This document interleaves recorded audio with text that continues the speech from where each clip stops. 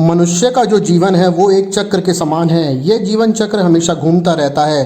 जिस तरह से जन्म के बाद मृत्यु का होना तय होता है, ठीक वैसे ही मृत्यु के बाद व्यक्ति को नया जीवन मिलता है। जन्म के समय भी तरह तरह की परंपराएं और रीति रिवाज से एक बच्चे का स्वागत किया जाता है। वहीं जब किसी की मृत्यु हो जाती है तब भी पूरे रीति रिवाज के साथ ही व्यक्ति को अंतिम विदाई भी दी जाती है।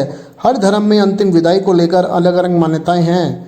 अगर बात करें हिंदू धर्म की, तो अगर हिंदू धर्म में भी किसी व्यक्ति की मृत्यु हो जाती है तो उसके शव को अग्नि दी जाती है और बाद में उसकी अस्थियों को गंगा में प्रवाहित कर दिया जाता है। वहीं अगर हिंदू धर्म में किसी बच्चे की मृत्यु होती है तो उसको जलाया नहीं जाता, बल्कि उसको पूरे हिंदू रीति रिवाज के साथ मिट्टी में दफना दिया जाता है। इसी तरह से मुस्लिम धर्म में जब किसी व्यक्ति की मृत्यु हो जाती है तो उसको जलाया नहीं जाता, बल्कि उसको दफना दिया जाता है। ऐसे ही अलग अलग धर्म में अंतिम संस्कार को लेकर अलग अलग मान्यताएं हैं। आज हम बात करेंगे हिंदू धर्म की। हिंदू धर्म में भी व्यक्ति का अंतिम संस्कार किया जाता है और मृत शरीर को मुखाग्नि दी जाती है। अगर अग्नि देने को लेकर हिंदू भी बहुत सारी मान्यताएं रखते हैं। अंतिम संस्कार के साथ ही कपाल क्रिया भी की जाती है और कपाल क्रिया के बिना अंतिम संस्कार पूरा नहीं होता। किसी भी व्यक्ति के सिर में ही उनके जीवन का सब कुछ समाया रहता है। ऐसे में सिर को नष्ट करना बहुत ज़्यादा आवश्यक हो जाता है। जब व्यक्ति की मृत्यु हो जाती है तो उसके जीवन की सारी कहानी उसकी आंखों के सामने चलने लगती है और उसके अच्छे बुरे सारे कर्म एक नज़र में आंखों के सामने आते हैं। ये सब दिमाग में रहता है, इसलिए दिमाग को ख़त्म करना बेहद ज़रूरी हो जाता है।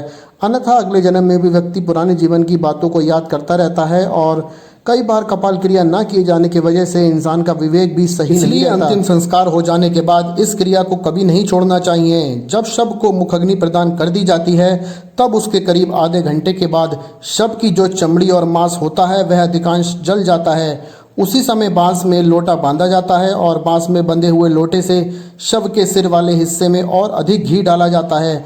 ऐसे इसलिए किया जाता है क्योंकि सिर के हिस्से को जलाना बहुत ज़रूरी होता है।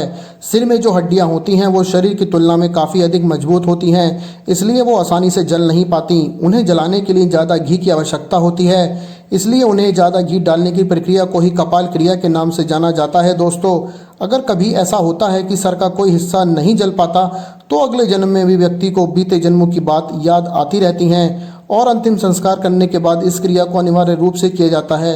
कपाल क्रिया जब तक नहीं होती तब तक व्यक्ति को मोक्ष की प्राप्ति नहीं होती, इसलिए कपाल क्रिया का किया जाना बहुत जरूरी होता है।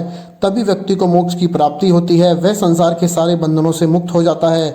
वहीं अगर खोपड़ी पूरी तरीके से नहीं जल पाती तो तांत्रिक उसे अपने साथ भी ले जाते हैं और तांत्रिक क्रियाओं में उसका इस्तेमाल करते हैं। तो दोस्तों, ये वीडियो आपको कैसी लगी कमेंट बॉक्स में हमें ज़रूर बताएं। मिलते हैं ऐसी मज़ेदार वीडियोज़ में, तब तक के लिए धन्यवाद दोस्तों।